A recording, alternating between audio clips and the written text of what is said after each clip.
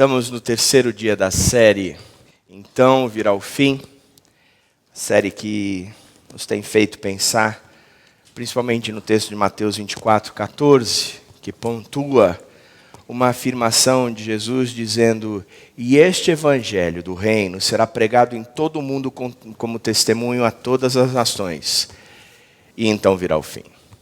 Isso nos faz pensar que nós não vivemos o acaso, e muito menos uma vida sem propósito. Isso aqui não é algo que está solto no ar, e que um dia, talvez, isso possa acabar ou ser corrigido de alguma forma, como se o planeta, o mundo, as pessoas, a humanidade estivesse aí ao seu bel prazer, colhendo e plantando os frutos das suas inconsequências, e ao mesmo tempo, na expectativa de, sei lá o que isso vai acontecer. Deixa a vida nos levar, ou leva a Deus e assim por diante. Quando a gente olha para esse texto, já é predito que o que nós vivemos um dia terá fim. Seja em cima desse texto, ou em outros textos que a Bíblia apresenta, o que ela tem declarado para nós é que, primeiro, nós não estamos vivendo o acaso. Segundo, isso aqui tem um projeto de Deus, sim. E terceiro, Ele vai cumprir à risca tudo aquilo que Ele pensou, programou e trouxe para a humanidade. Quando nós lemos esse texto, então virá o fim, nós podemos chegar à conclusão de duas coisas.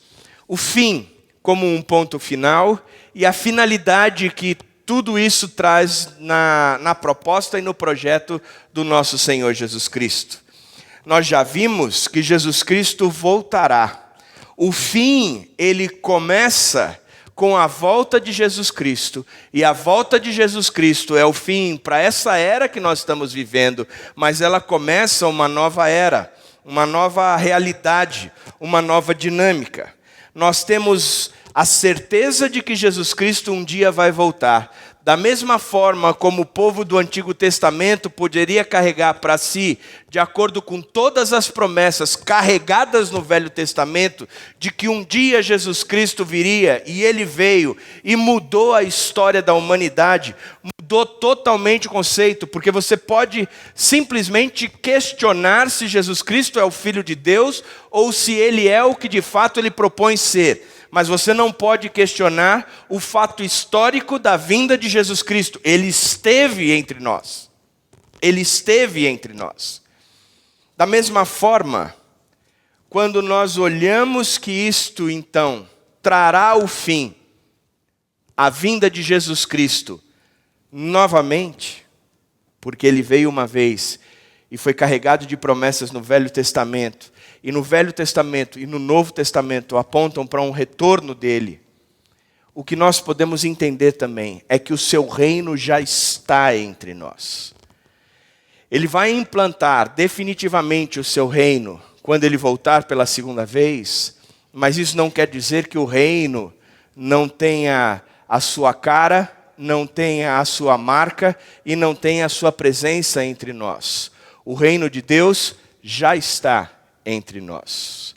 Quando ele diz que o reino de Deus está perto, ele não traz a dimensão tempo, mas ele traz a dimensão distância. Eu posso pegar o reino de Deus e trazer para mim. A oração de Jesus Cristo no Pai Nosso foi: Pai Nosso que estás aqui. Quando Jesus nos ensina a orar no Pai Nosso, Ele diz: Pai Nosso que estás nos céus, santificado seja o teu nome, venha o teu reino e seja feita a tua vontade. O reino já está aqui, Ele está entre nós. Ele como chama? É espalhado no nosso meio e nós podemos percebê-lo. Por isso, quando olhamos para esse texto, nós entendemos que o texto está dizendo é que virá o fim. Um dia tudo isso vai acabar. Mas a finalidade de tudo isso é que o reino seja estabelecido de uma vez para sempre. Por isso hoje eu queria pensar numa nova fase, quando a gente enxerga para o fim. Que sem perseverança sem salvação. Sem perseverança é sem salvação. E aqui eu quero vender uma ideia. O texto de Hebreus 12, 1 e 2, ele diz o seguinte: portanto também nós, uma vez que estamos rodeados por tão grande nuvem de testemunhas, livremo-nos de tudo o que nos atrapalha e do pecado que nos envolve, e corramos com perseverança a corrida que nos é proposta, tendo os olhos fitos em Jesus, autor e consumador da nossa fé. Quem escreveu esse texto, nós não sabemos. Alguns dizem que é Paulo, outros dizem que são os discípulos de Paulo, mas a gente não tem uma definição. A carta não apresenta quem é o autor de Hebreus. Agora, o autor de Hebreus, ele traz uma proposta para nós. Ele diz, olha, vocês têm que entender que já que vocês estão rodeados de uma grande nuvem de testemunhas, vocês têm que se desembaraçar de tudo o que atrapalha, de todo o peso que vocês estão carregando, para correr com firmeza a carreira que está proposta para vocês, olhando para o autor e consumador da vossa fé. Para a gente entender esse texto, e eu volto para esse texto daqui a pouco, eu preciso fazer uma introdução olhando para a salvação e o que ela produz nas nossas vidas. O Lucas 8,15 diz assim: mas os que caíram em boa terra são os que, com coração bom e generoso, ouvem a palavra, a retêm e dão fruto com perseverança. O contexto desse texto é uma parábola. A parábola do semeador. Diz logo no começo do capítulo 8 de Lucas, que Jesus ia passando pelas cidades e povoados, proclamando as boas novas do reino de Deus. Quem esteve aqui semana passada, quando Israel falou de forma brilhante o conceito do reino de Deus. E o reino de Deus são as boas novas. É a grande alegria que nós temos, que nós podemos entender, que esse mundo não está perdido, que essa humanidade não está solta ao seu bel prazer, solta à sua própria vontade, mas o reino de Deus já está entre nós. E nós podemos percebê-lo, e ele é a razão da nossa salvação. É aquilo pelo qual nós temos que correr atrás. É o que nós podemos alcançar, é o reino de Deus. E Jesus ia passando pelas cidades e povoados, proclamando as boas novas do reino de Deus. Diz o texto que uma grande multidão reuniu-se a ele, e ele contou a seguinte parábola. O semeador saiu a semear, e enquanto lançava a semente, parte dela caiu num primeiro terreno, à beira do caminho. Foi pisado, e as aves dos céus a comeram. Parte dela, o segundo terreno, caiu sobre as pedras. E quando germinou, as plantas secaram porque não havia umidade. Outra parte caiu, o terceiro terreno, entre os espinhos, que cresceram com ela e sufocaram as plantas. Outra caiu em boa terra, cresceu e deu boa colheita a 100 por 1. Seus discípulos, ao ouvirem essa parábola toda, dizendo: o Senhor está falando de uma semente, o Senhor está falando de um semeador, o Senhor está falando de 4 tipos diferentes de terrenos, e o que nós queremos dizer para você é que nós não entendemos nada. Por favor, explique o que o Senhor disse, que senão a gente sai daqui achando que o reino dos céus é simplesmente um terreno que deve ser semeado, e a gente tem que cuidar para semear no lugar certo. Então, Jesus chega para ele e diz: tá bom, vocês querem que eu traduza o que eu falei para vocês, e eu vou traduzir. Este é o significado da parábola, diz o texto. A semente é a palavra de Deus. As que caíram à beira do caminho são os que ouvem, e então vem o diabo e tira a palavra do seu coração, para que não creiam e não sejam salvos. As que caíram sobre as pedras são os que recebem a palavra com alegria quando a ouvem, mas não têm raiz. Creem durante algum tempo, mas desistem na hora da provação. As que caíram entre espinhos são os que ouvem, mas ao seguirem seu caminho, são sufocados pelas preocupações, pelas riquezas e pelos prazeres dessa vida, e não amadurecem.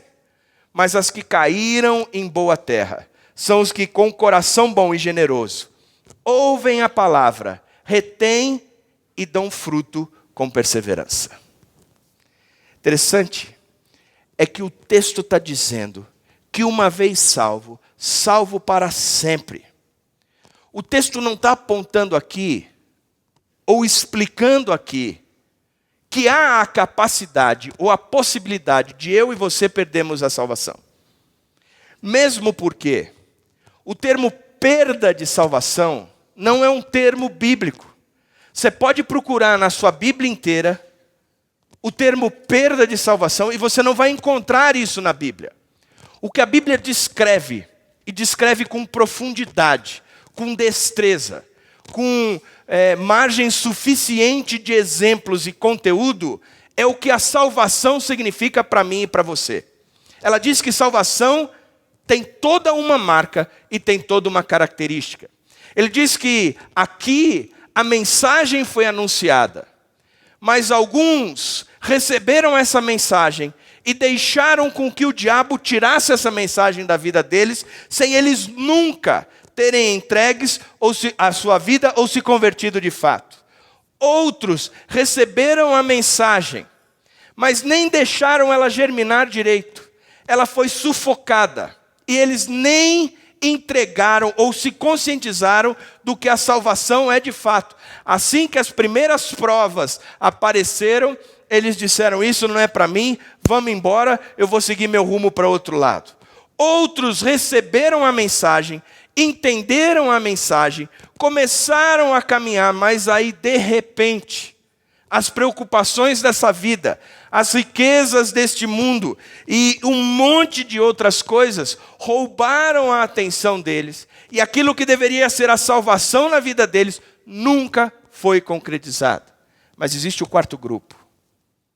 O quarto grupo ouviu a mensagem, recebeu a mensagem, entendeu a mensagem, se entregou à mensagem. Mas as que caíram em boa terra são os que, com o coração bom e generoso, ouvem a palavra, a retêm e dão fruto com perseverança. O texto mostra e diz o que é salvação. Que salvação não se perde. Mas quando nós entendemos a salvação, nós abraçamos a salvação, nós acolhemos a salvação e nós lutamos com perseverança pela nossa salvação. Porque salvação é algo, como o próprio Jesus de certa vez ilustrou, é como um tesouro que um cara encontra num terreno. E ele vê aquele tesouro naquele terreno, ele volta para casa e vende tudo o que tem, simplesmente para comprar aquele terreno, para ficar com aquele tesouro. É o bem mais precioso. É algo que vale a pena entregar tudo o que eu tenho para ficar só com aquilo. Eu vou reter. Eu vou me apoderar disso. Eu vou perseverar em cima disso. Eu vou me transformar em cima disso. Eu vou ter o jeitão e a cara de tudo isso. Eu vou lutar para ser o que esse tesouro diz que eu tenho que ser. Eu vou me transformar e me entregar por completo. A minha obediência será cega, surda e muda. Por isso, o que eu e você precisamos entender é que quando esse texto traz todo este contexto, nos ilustra muito o que vai acontecer com muitas pessoas no fim, quando chegarem na presença de Deus e disserem: em teu nome eu fiz isso, em teu nome eu fiz aquilo, em teu nome eu expulsei o diabo, em teu nome eu preguei o evangelho, em teu nome eu compus música, em teu nome eu toquei no coro, em teu nome eu dancei na quadrilha da igreja, em teu nome eu arrumei o salão da igreja, em teu nome eu dei o dízimo, dei as ofertas. E Jesus vai dizer assim: apartai-vos de mim, porque eu não vos conheço. Porque você nunca deixou essa semente germinar de fato no seu coração. E você nunca perseverou, não por fazer coisas, mas por ser um cristão de fato.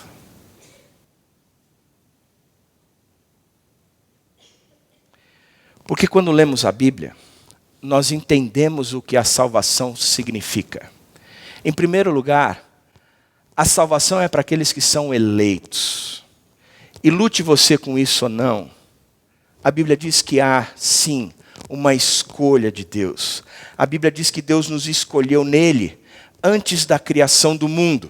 E você vai falar, mas é injusto Deus nos ter escolhido. Mas presta atenção, Ele não nos escolheu simplesmente porque Ele olhou para você e disse, eu estou achando você bonitinho, eu estou achando você interessante. Edmilson, eu estou achando você o cara o máximo, então eu quero você no meu time. Isaías, você não presta, não quero você no meu time. E ele sai escolhendo pessoas e dizendo, este faz parte do meu time e este não faz parte do meu time. O texto diz que ele nos escolheu antes da fundação do mundo para sermos santos e irrepreensíveis em sua presença. Há um lado da moeda que é o bônus de termos sido escolhidos. Mas o outro lado da moeda, o ônus, diz que nós fomos escolhidos com um propósito, para sermos santos e irrepreensíveis.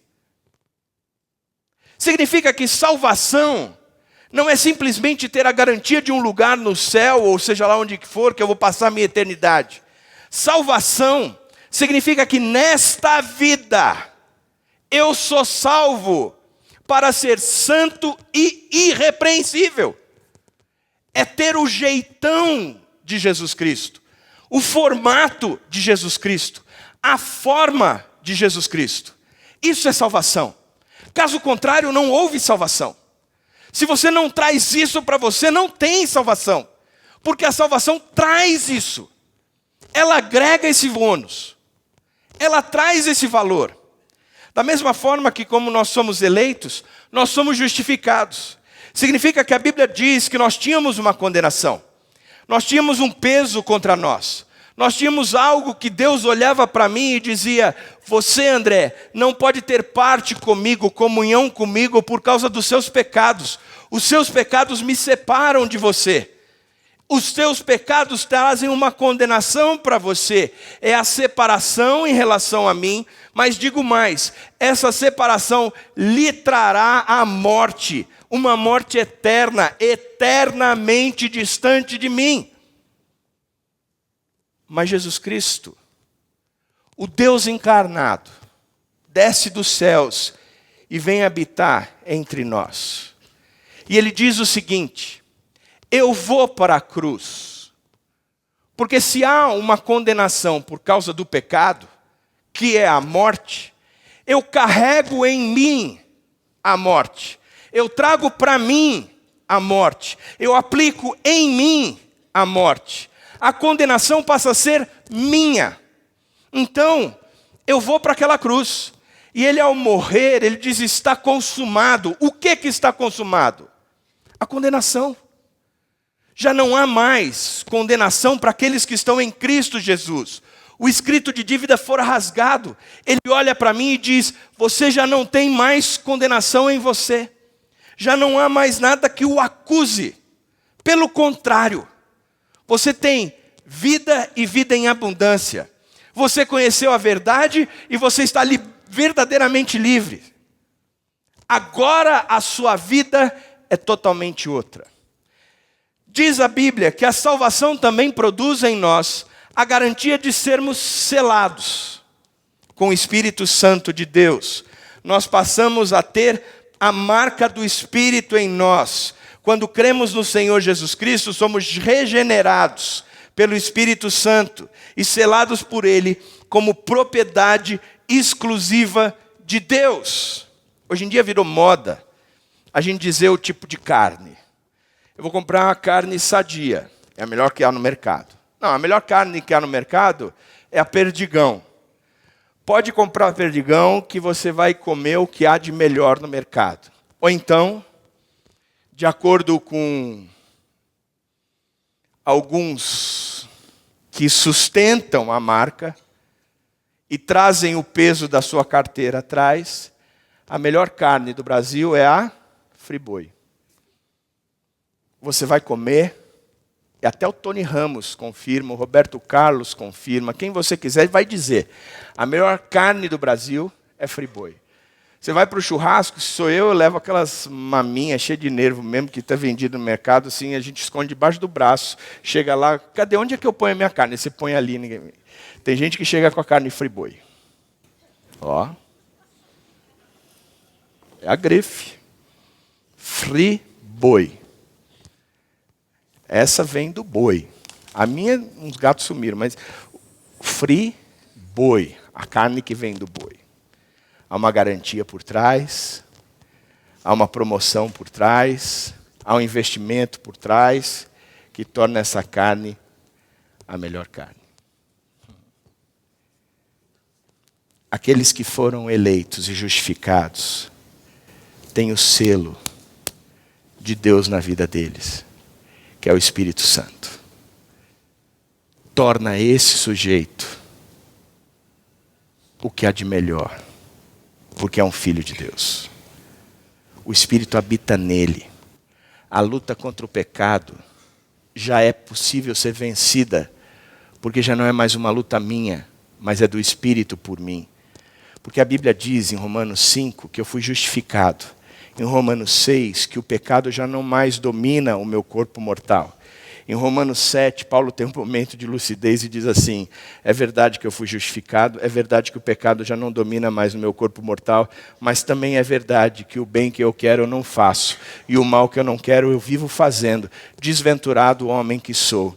E no capítulo 8 ele diz que o mesmo Espírito que trouxe à vida Jesus Cristo dentre os mortos, é o mesmo Espírito que vivificará este corpo mortal. Amém. Amém. Amém. Eu sou selado. Eu não sou friboi, apesar de parecer um pernil. Mas eu sou selado pelo Espírito Santo de Deus. Eu tenho a garantia de que se o fim for hoje, o meu começo para a eternidade ao lado de Deus é exatamente hoje. Eu sou selado. O quarto aspecto é que nós nos tornamos produtivos. Nós nos tornamos produtivos. O texto diz, mas as que caíram, a semente que caíram em boa terra, são as que com coração bom e generoso, são os que com coração bom e generoso ouvem a palavra, a retêm e dão fruto. Significa que eu passo a produzir, eu passo a promover, porque uma vez salvo, eu sou salvo para a produção de frutos. Efésios 2 é muito claro nisso. Vocês são salvos pela graça, por intermédio da fé. Isso não vem de vocês, para que ninguém se glorie, mas isso é dom de Deus. Porque vocês são criação de Deus, feitas em Cristo Jesus. Ele acrescenta, já que vocês foram salvos pela graça, vocês foram salvos para a prática das boas obras, as quais Deus de antemão preparou para que vocês andassem nelas. Se eu sou salvo sim, para a prática de boas obras. É como o próprio Paulo diz no mesmo livro de Efésios, no capítulo 4 agora, dizendo, quem roubava, que não roube mais, porém comece a trabalhar, a fim de viver honestamente e poder ajudar os pobres. Ele diz, agora é hora de você ser totalmente diferente. Porque você foi eleito, porque você foi justificado, porque você foi selado, agora você pode ser produtivo. E pode produzir o fruto de que Cristo produz na sua vida. Por exemplo, aquele que roubava, não roube mais. Antes comece a trabalhar com as próprias mãos, para ter o que ajudar com quem passa necessidade. É uma vida totalmente diferente. É um produto final que eu produzo diferente do que era antes. Mas por quê? Não porque eu estou querendo ir para o céu produzindo isso, mas porque eu fui alcançado pelos céus, eu produzo uma novidade de vida. Dia após dia é uma novidade de vida. Por isso é que eu digo para vocês, se não há novidade de vida na vida de cada um de vocês, se vocês não têm se transformado dia após dia à imagem e semelhança de Jesus Cristo, se não há em vocês a consciência da necessidade disso, repense a sua salvação enquanto há tempo. Porque salvação é agora, não há depois uma segunda época, ou uma recuperação, uma prova final. Você vai para conselho de classe. Não existe isso na salvação. Ou é ou não é. Porque acabou essa vida. Diz que ao homem é dado o direito de morrer uma só vez e depois disso a morte. A condenação já é garantida. O resultado já é dado. Por isso que a marca daquele que é salvo, de fato, é ser perseverante. Ele vai lutar dia após dia por se tornar mais parecido com Jesus Cristo.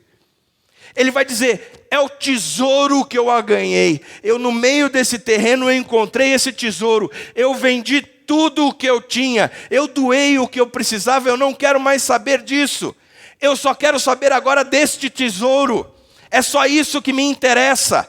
É neste reino, eu vivo, eu respiro, eu como, eu ando, eu penso, para trazer esse tesouro cada vez mais aplicado à minha vida. E eu vou perseverar nisso, eu vou insistir nisso, eu vou correr atrás disso, para que isso se torne cada vez mais intenso na minha vida. Vocês estão entendendo? Porque o conceito de salvação hoje é, tá bom, eu sou salvo em Cristo Jesus, beleza. Mas vive aquela vida medíocre. E o meu receio é que quem assim pensa, a Bíblia me dá muito fundamento para dizer, talvez no dia em que você se encontrar com Jesus Cristo, Ele vai dizer, eu não conheço você. Nunca te mandei um WhatsApp. Você não faz parte do meu hall de amigos no Facebook. Não sei quem você é. Você nunca entendeu o que eu fiz naquela cruz. Você nunca se entregou para mim de fato. Você não compreendeu o que é o reino. O meu reino. Quando Israel, na semana passada, falou da guerra dos tronos, de forma extremamente contextualizada, dizendo que a verdadeira guerra dos tronos acontece no nosso coração. Quando no trono que apresenta a liderança e o governo, porque todos nós fomos criados para governar, e há uma luta por quem vai me governar, que no meu trono, no trono da minha vida, ou estou eu sentado, ou Deus está sentado. Essa é a verdadeira luta. Essa é a verdadeira luta. Por isso agora eu volto para aquele texto, mas antes, pensando no seguinte fato, perseverança, ela não produz salvação. A perseverança, ela não produz salvação, mas a salvação, ela produz perseverança. Pelos frutos vos conhecereis.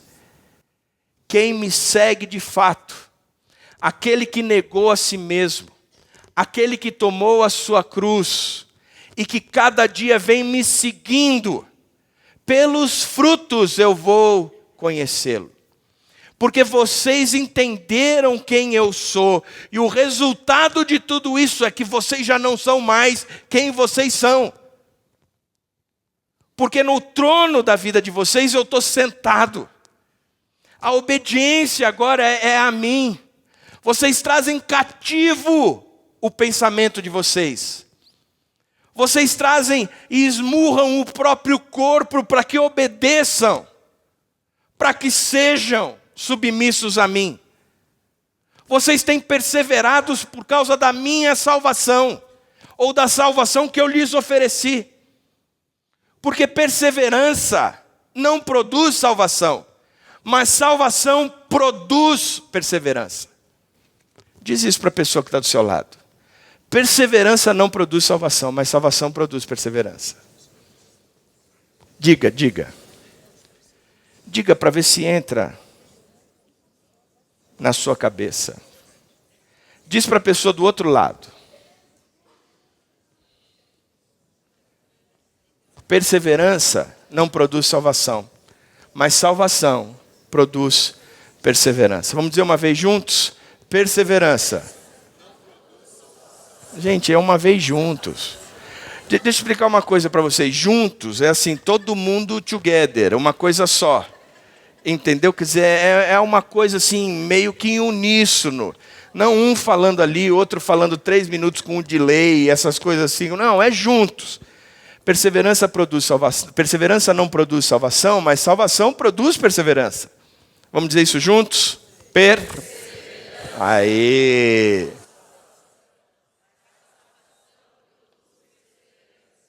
Pergunta que eu tenho para você hoje à noite. Qual é a marca da sua vida? Se Deus sentasse aqui na frente hoje e falasse, vem cá, vamos conversar. Sabe como eu te conheço? Eu te conheço por um cara que perseverou. Eu te conheço como um cara que batalhou por ser parecido comigo. Eu te conheço como um cara que insistiu para andar ao meu lado. Ou ele vai falar, não conheço você. Nunca vi você insistir por ser parecido comigo. Você nunca me deixou sentar no trono da sua vida. Você nunca me obedeceu de fato. Você se perdeu nessa vida, correndo atrás das riquezas, das preocupações e das tarefas desse dia a dia. Você se distraiu. Quando as provações vieram, você fugiu, tentando obter de forma mais rápida possível a solução para as provações. E em nenhum momento, você quis saber o que eu pensava. Ou deu o direito de eu ser o teu salvador e estar com você mesmo no meio das tuas aflições. Por isso eu não conheço você. Porque salvação produz perseverança. O que ele vai falar a seu respeito? Por causa disso eu volto para o texto de Hebreus 12, 1 e 2. Portanto também nós, uma vez que estamos rodeados por tão grande nuvem de testemunhas, livremos de tudo o que nos atrapalha e do pecado que nos envolve, e corramos com perseverança a corrida que nos é proposta, tendo os olhos fitos em Jesus Cristo, autor e consumador da nossa fé. Um dia tudo isso aqui vai acabar, então virá o fim. Como é que nós vamos nos apresentar diante de Deus? Quando Ele fizer a pergunta para nós, o que é que nós vamos responder? Para isso, o texto de Hebreus nos dá alguns toques de como podemos desenvolver a salvação que nos é oferecida por Deus. Primeiro, ele diz que na jornada da salvação, uma coisa que pode ser feita, a nossa inspiração é ou são os heróis da fé. Portanto, também nós, uma vez que estamos rodeados por tão grande nuvem de testemunhas. Que nuvem de testemunhas são essas? Quando você lê Hebreus 12, o capítulo que antecede 12, o 11, ele é conhecido como a galeria dos heróis da fé. Ele vem descrevendo naquela galeria o que homens e mulheres fizeram por causa de Deus e a sua fé em Deus. Ele começa dizendo o seguinte: a fé é a certeza das coisas que não se veem, a convicção dos fatos que ainda não se revelaram. Ele define fé como certeza e convicção. Talvez eu e você possamos definir ou traçar o conceito de fé como se fosse algo simplesmente intelectual, racional, porque é certeza e convicção, é algo que está na minha mente. Por isso, eu tenho fé, são coisas que eu acredito, que eu entendo, que eu compreendo, que eu racionalizo, que eu trago à minha mente e que eu digo que é certo. Por isso eu posso viver a vida dizendo o que é certo, crendo no que é correto, mesmo os meus olhos não vendo, eu acredito, mesmo ainda não tendo acontecido, eu vejo o que vai acontecer. O interessante é que ele começa dizendo isso, depois ele acrescenta dizendo que quem quer se aproximar de Deus, primeiro precisa acreditar que Ele existe e que Ele é quem presenteia, galardoa todos os que se aproximam, e que sem fé é impossível agradar a Deus. O que ele traz é o conceito: você quer se aproximar de Deus, você vai ter que crer que Ele existe. É indiscutível. E mais uma vez eu volto no conceito de que a Bíblia não parte do pressuposto de que Deus não existe. Na verdade, para a Bíblia, é inadmissível a não existência de Deus. Porque basta olhar para a criação que você enxerga Deus. Basta você olhar para a Escritura que você enxerga Deus. Existe Deus. Deus é vivo. Deus é um ser real. Deus é necessário. Deus é perfeito. Deus é eterno e ponto. Não há discussão na Bíblia da possibilidade da existência ou não de Deus. Por isso, se eu quero me aproximar de Deus, é óbvio que a primeira coisa que eu preciso fazer é crer que Ele existe. E que Ele me presenteia, me recompensa, me galardoa. Porque sem fé, sem crer nele, é impossível agradar a Deus. Então, Hebreus 11, 1 a 6, vem descrevendo tudo isso. Ele vai falar, então entendam uma coisa, que apesar de ser a certeza das coisas que não se veem, a convicção dos fatos que ainda não se revelaram, fé é muito mais do que racionalização. Fé é prática. Você vai crer tanto, que você vai viver tanto, e vai agir tanto, e vai enfrentar tudo. Tanto que o Hebreus 11 inteiro é dito sobre o que homens e mulheres fizeram por Deus. Quando você lê o finalzinho dele, no verso 32, ele diz: que mais direi? Depois de ter dito sobre um monte de Abraão, de Jacó, de um monte de homens, ele diz: que mais direi? Não tenho tempo. Não cabe mais aqui no que eu estou escrevendo. Não tenho tempo para falar de Gideão, de Baraque, de Sansão, de Jefité, de Davi, de Samuel e os profetas. Homens, ele continua acrescentando a partir do verso 33, homens e mulheres que pela fé subjugaram reinos, enfrentaram nações, tiraram do meio da morte os seus mortos, que foram cerrados ao meio, mortos pela espada, homens e mulheres que, porque creram, fizeram muita coisa, porque a fé nos faz agir.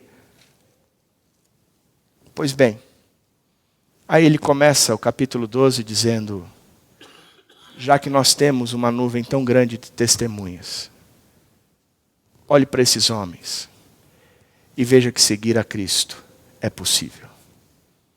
Olhe para esses homens e aprenda que a vida com Cristo não é fácil. Aprenda que no mundo vocês vão passar por aflições, por lutas, por dificuldades. Entendam que no meio daquele que vive Cristo há uma guerra civil enorme, porque o bem que quer não consegue fazer, mas o mal que não quer vive fazendo, e enquanto luta, ele consigo mesmo, as circunstâncias são totalmente desfavoráveis. O mundo vai totalmente contra eles, os princípios e os valores que este planeta, que essa humanidade oferece, é totalmente contra aos princípios e os valores que ele tem. As convicções E a certeza de quem é Deus vai totalmente contrário. Por isso, cada vez mais nós nos tornamos minoria nesse planeta. Porque nós acreditamos num Deus, um Deus poderoso, mas que os valores deste Deus são totalmente diferentes dos valores deste mundo. E aqueles que perseveram de fato são minoria. Num mundo que vai odiá-los, num mundo que vai persegui-los, com um inimigo que quer vê-los mortos, um inimigo que só deseja o mal, que vos odeia, que é como um leão que anda ao derredor, esperando o momento de devorá-los. Essa é a realidade do cristão. Mas olhe para esses heróis da fé. Vocês estão rodeados de uma nuvem de testemunhas. Pessoas que se posicionaram ao lado de Deus e disseram: eu vou em frente porque eu entendi o valor desse tesouro. Eu vendi tudo o que eu tinha simplesmente para trazer para mim esse tesouro. É possível viver, sim, porque há uma multidão de testemunhas. Interessante que você pode dizer: eu preciso olhar para o passado. Hebreus capítulo 13, o capítulo próximo ao que nós estamos lendo agora. Ele diz o seguinte: lembrem-se dos seus líderes que lhe falaram a palavra de Deus. Observem bem o resultado da vida que tiveram e imitem a sua fé.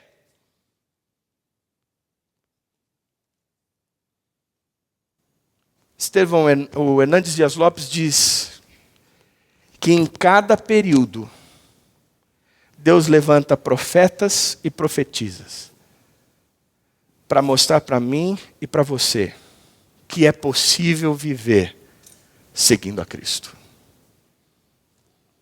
Segunda coisa que o texto nos diz é que se a nossa inspiração são os heróis, o nosso incentivo é Cristo.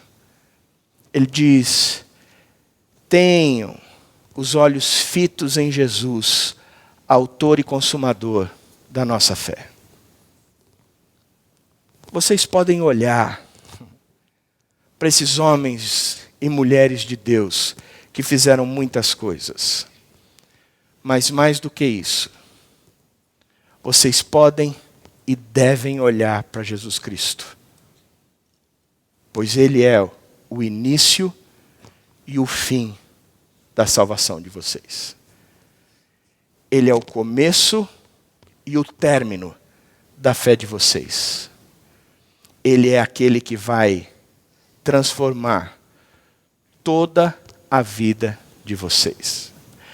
A minha tristeza é que a maior parte de nós, se eu perguntar quem é Jesus Cristo, talvez nem saiba definir direito. Apesar de estar ano após ano, domingo após domingo, na igreja. Vão falar: Jesus Cristo nasceu numa manjedoura. Jesus Cristo morreu numa cruz. Jesus Cristo ressuscitou ao terceiro dia. Bacana. Joia. É isso mesmo. Mas o cristianismo não é uma prática ou uma crença em dogmas. Cristianismo é uma relação com o Cristo vivo. O que Jesus Cristo representa para você? Qual é o valor de Cristo na sua vida? Jesus nos trouxe alívio ao fardo pesado que carregamos. E Ele disse: vinde a mim todos vocês que estão cansados e sobrecarregados, e eu vos aliviarei. Tomai do meu fardo, ele é leve. Não está aguentando mais? A solução para vocês sou eu. Jesus é o modelo que podemos seguir. Não é somente um Deus que esteve entre nós, mas é o Deus que virou e disse: eles não sabem como é que se vive. Eu vou descer da onde eu estou, eu vou viver aonde eles estão, eu vou invadir a praia deles, para que eles possam enxergar o modelo. Como é que eles podem e devem viver para ver que é possível isso? Jesus sai de lá, vem para cá, invade, o verbo se faz carne, habita no meio dos homens, simplesmente para que nós possamos enxergar como eu e você devemos e podemos viver. Jesus, ele trouxe a paz entre eu e Deus. Romanos 5 diz: justificados, pois mediante a fé, eu tenho paz com Deus. Sabe o que isso significa? Que antes eu não tinha.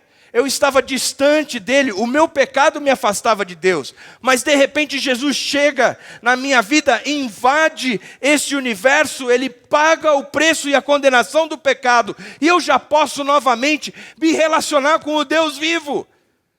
Não tem mais guerras, conflitos, barreiras, distâncias. O que me separava de Deus não me separa mais. O véu foi rasgado de alto a baixo. E ele diz: entrai com intrepidez na frente ou na presença desse Deus. Que eu posso, como um filho, entrar na presença do Pai dizendo: Pai, a coisa aqui está feia. Me ajuda. Me carrega, me livra. Pai, a coisa aqui está boa. Muito obrigado por tudo aquilo que o Senhor tem dado. Pai, não há mais inimizade, eu estou em paz, harmonia. Jesus quebrou a barreira da inimizade entre os homens. Eu posso amar de forma espiritual e eterna sempre a minha esposa, porque Jesus me amou primeiro. Eu posso desenvolver um amor fraterno e verdadeiro com os meus irmãos, porque Deus me amou primeiro. O fato dele ter invadido a minha vida, eu posso deixar de amar o mundo e as coisas que estão no mundo, porque Deus me amou primeiro. Jesus me substituiu na cruz por causa do meu pecado. Se havia uma condenação e uma perdição eterna, ele se fez maldito no meu lugar, naquela cruz, trazendo uma libertação eterna. Já não há mais condenação, porque para aqueles que estão em Cristo Jesus, já não pesa mais o pecado sobre mim. Jesus venceu o diabo naquela cruz, e eu posso, em nome do Senhor Jesus Cristo, dizer que maior é aquele que está em mim do que aquele que está no mundo, e o diabo já não tem mais poder, basta eu resistir, que ele fugirá de mim. Jesus, ao sair daquela sepultura, ele venceu a morte. Não é um Parkinson, não é um Alzheimer, não é um câncer, não é porcaria nenhuma que irá vencer a minha vida. Um dia, Jesus vai falar: toca a trombeta, e no abrir e fechar dos olhos, todo o meu corpo será restaurado e nunca mais haverá dor. Jesus ofereceu a vida dele para todos nós.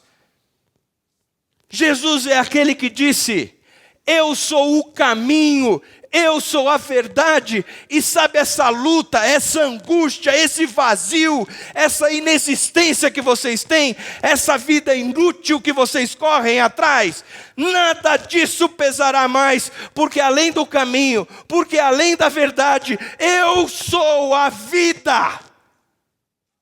É em mim que vocês vão existir, é por mim que vocês vão sobreviver. E é comigo que nós vamos atravessar todas as aflições. E tenham bom ânimo, porque eu venci o mundo. Jesus foi profetizado no Velho Testamento, de que um dia ele viria para morrer na cruz. Mas esse mesmo Jesus está sendo profetizado no Velho Testamento e no Novo Testamento, que um dia ele voltará. E nada mais é do que a gente sofre e vamos sofrer de novo. Toda lágrima será enxuta, toda dor será extirpada, todo sofrimento cessará de uma vez por toda, porque o nosso Redentor é vivo, e eu sei em quem eu tenho crido, e eu sei que Ele é poderoso para guardar o meu e o seu tesouro até o dia final. Esse é o Jesus que a Bíblia prega. Esse é o Jesus que a Bíblia diz que um dia vai voltar. Esse é o Jesus por quem eu quero seguir e morrer. Esse é o tesouro que eu encontrei, que eu vendo tudo o que tenho, simplesmente para ficar com esse tesouro. Por isso o meu incentivo é Cristo. A terceira coisa é que a Bíblia também diz, e esse texto ensina, que as instruções que eu e você podemos carregar ou trazer para nós é de largar o peso. Ele fala em 2 pesos: tudo aquilo que nos atrapalha e o pecado. O que significa tudo aquilo que nos atrapalha?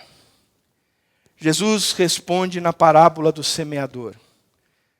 As sementes que caíram entre espinhos são as que ouvem, mas ao seguirem seu caminho, são sufocados pelas preocupações, pelas riquezas e pelos prazeres da vida, e não amadurecem. O que ele está dizendo é que o que atrapalha tem tudo a ver com aquilo que nos sufoca. As preocupações, as riquezas e os prazeres. Quando você vai deitar, ou na hora da sua preocupação, o que domina a sua mente? É para onde a sua empresa está indo? É se você vai ter dinheiro suficiente para cá com todas as despesas da sua empresa?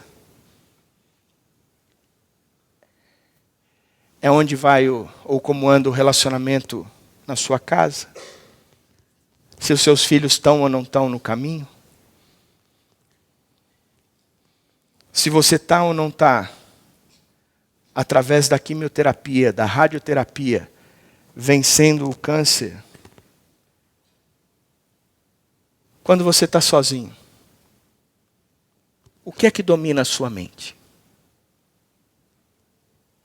Essa é uma guerra dos tronos. Porque se Deus está sentado no trono da minha vida,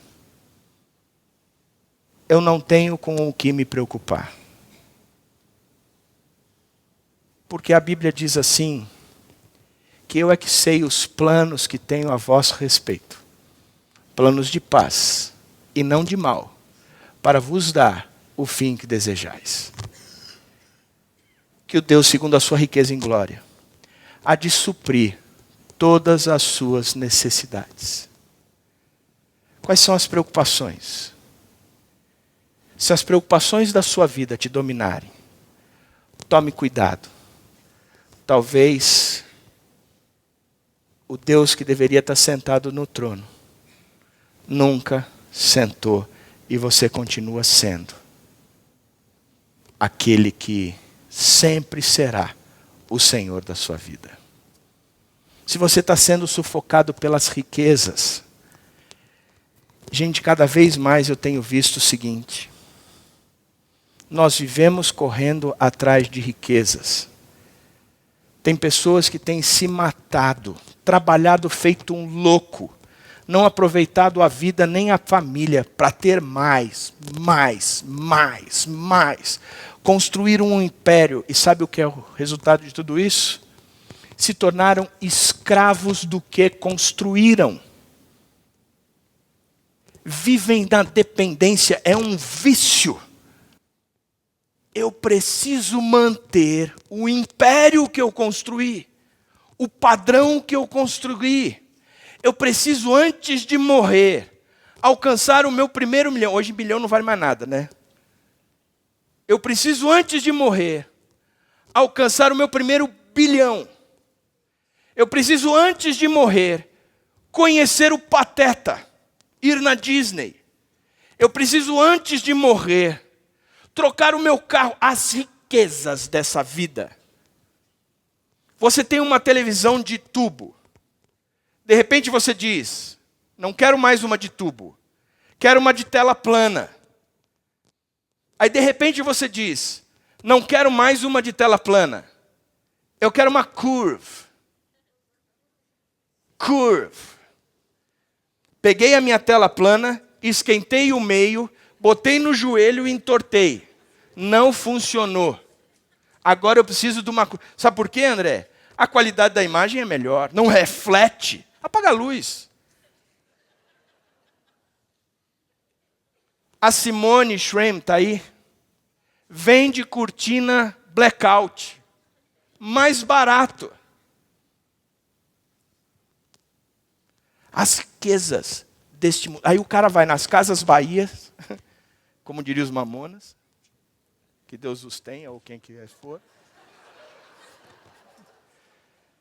e faz uma prestação a perder de vista. Porque a curve é o que há. E você fica escravo das riquezas e dos prazeres. Olha o que o texto diz.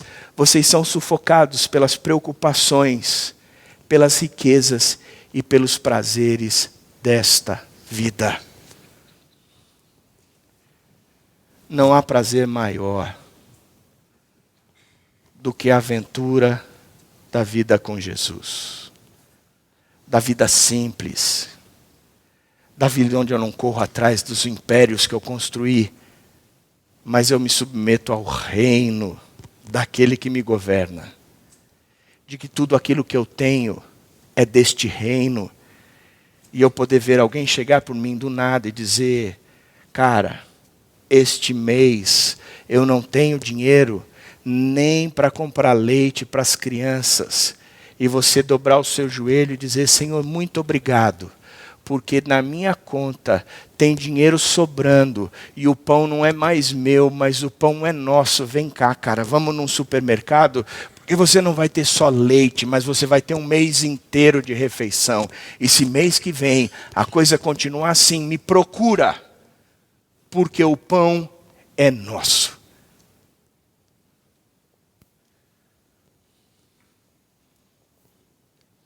Por isso é que com Jesus é tudo ou nada. Por isso João disse, não amem o mundo, nem o que nele há. Se alguém ama o mundo, o amor do Pai não está nele, pois tudo o que há no mundo, a cobiça da carne, a cobiça dos olhos e a ostentação dos bens, não provém do Pai, mas do mundo. O mundo e a sua cobiça passam, mas aquele que faz a vontade de Deus permanece para sempre.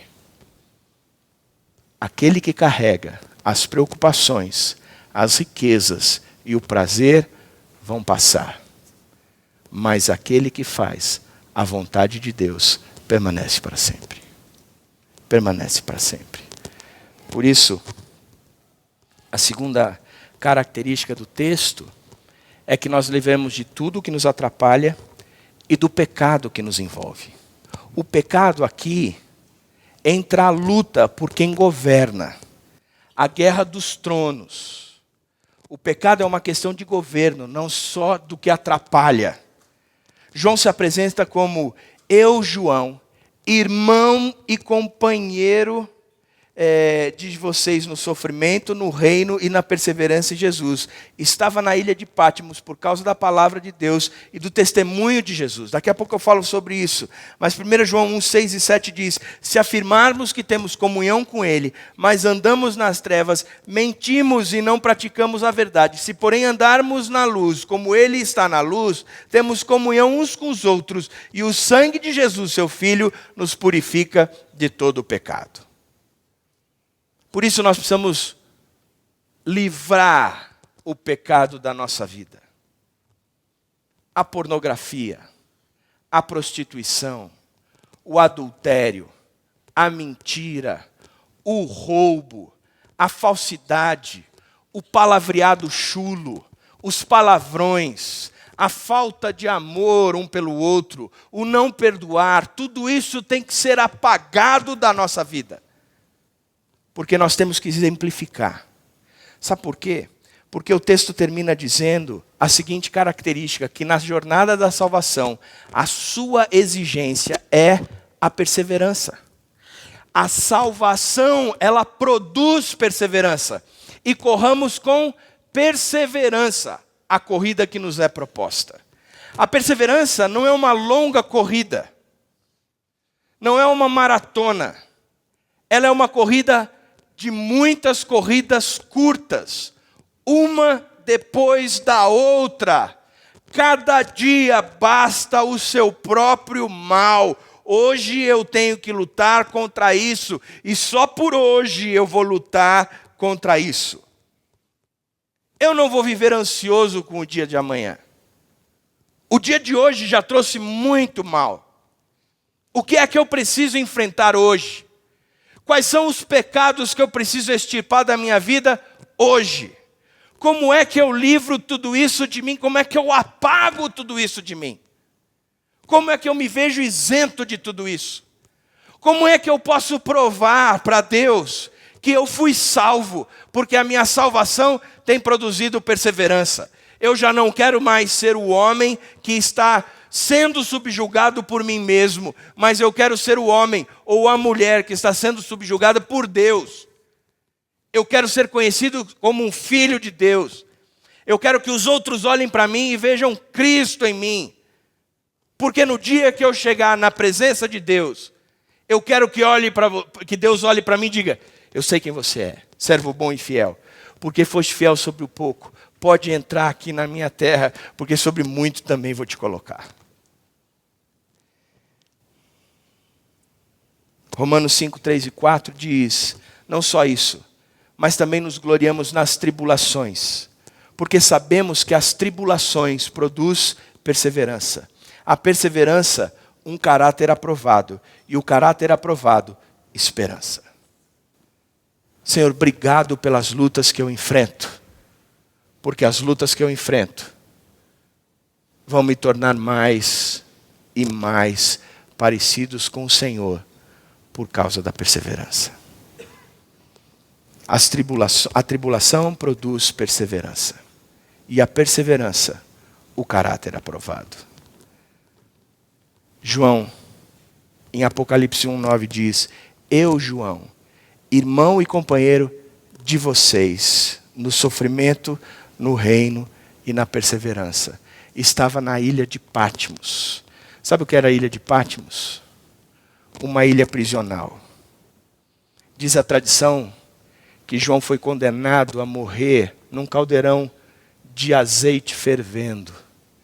E ele foi posto nesse caldeirão e tirado e não morreu, saiu com vida de lá. E porque a condenação já havia sido dada a ele, aplicada, mas ele não morreu. Ele foi mandado para a ilha de Patmos, uma ilha prisional. Somente os bandidos e os ladrões e os da pesada é que estavam lá. E o sujeito todo queimado é posto no meio de todo este povo. E diz que somente uma vez por mês é que o alimento vinha para aquele. Então era lutar, era batalha a tapa. Ele estava lá e ele diz: eu estava na ilha de Patmos por causa da palavra de Deus e do testemunho de Jesus Cristo. Irmãos, não estou reclamando não. Irmãos, eu estou aqui na ilha de Patmos, porque eu persevero. E eu sei que um dia, como ele escreveu depois, dizendo que aqueles que perseveram receberão a coroa.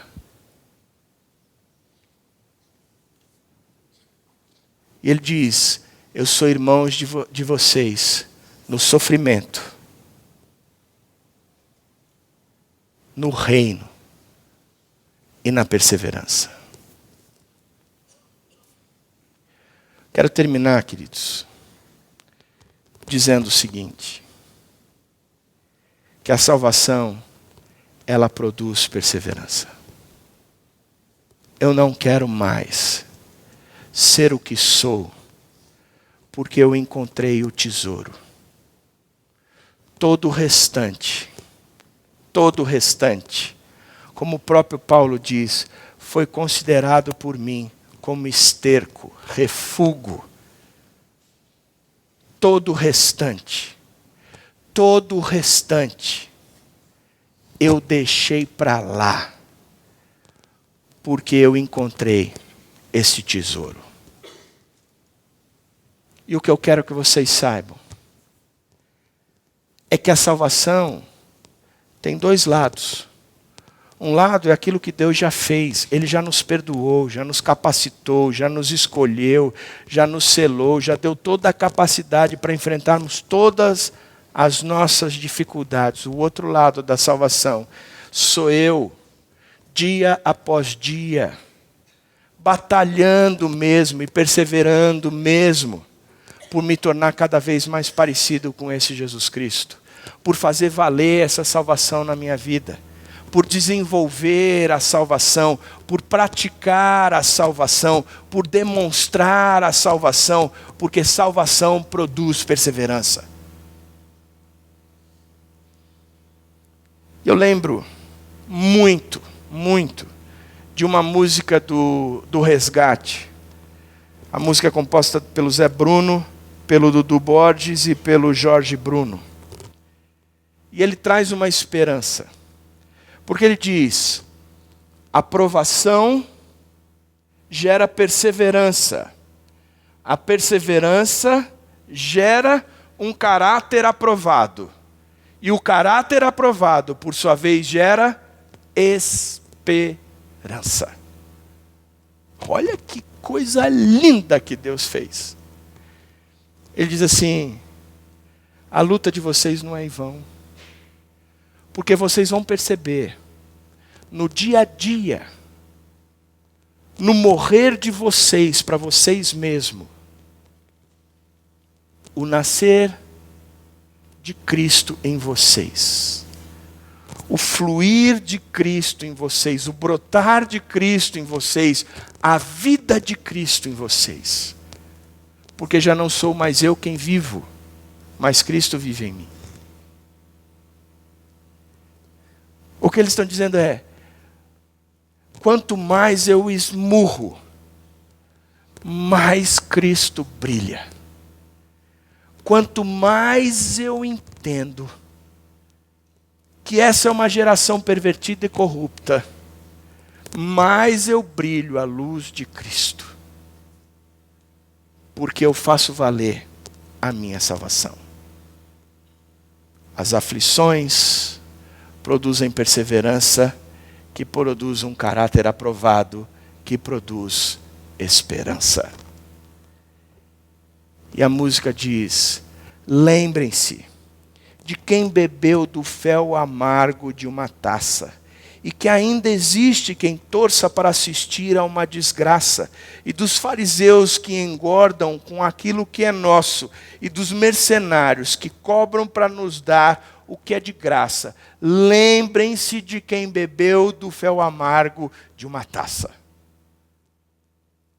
Lembrem-se de quem gera das entranhas o seu povo, que valemos mais do que o mundo inteiro com o seu ouro, que aquele sacrifício é vivo e permanece sobre nós para todo sempre. Lembrem-se do pão que nunca nos faltou em meio à seca, de quem multiplicou e faz com que nenhum dos seus se perca, que nunca foi alguém de carne e osso que nos fez mais nobres, que não há mais ninguém melhor que alguém que se fez pobre. Lembrem-se de quem nos deu o seu próprio sangue como um selo, que homens vão e vêm, mas ele permanece eternamente, que aquele que desceu é o mesmo que subiu e nos levará para sempre, e eu vou me lembrar de não me esquecer deste Deus. Lembrem-se, lembrem-se.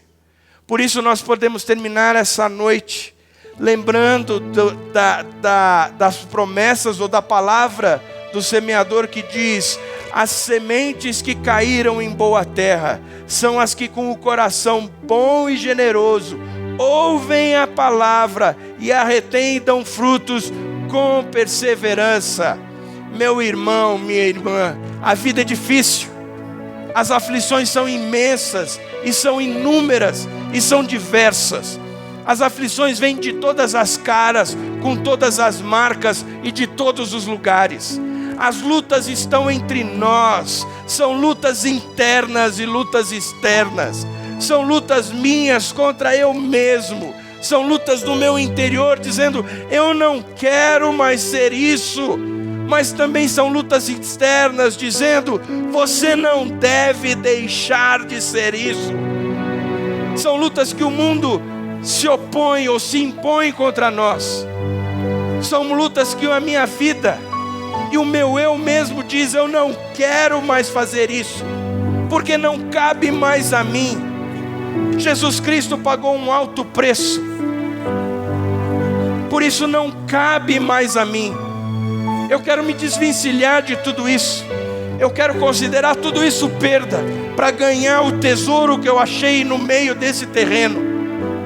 Eu quero continuar perseverando nisso. Meu irmão e minha irmã, é muita luta, é muita dificuldade, é muito problema. Nós vivemos num país de crise. A crise tende a ser mais intensa. Nós vivemos num mundo que odeia o nosso próprio Deus e nos odeia. Mas nós não estamos sós.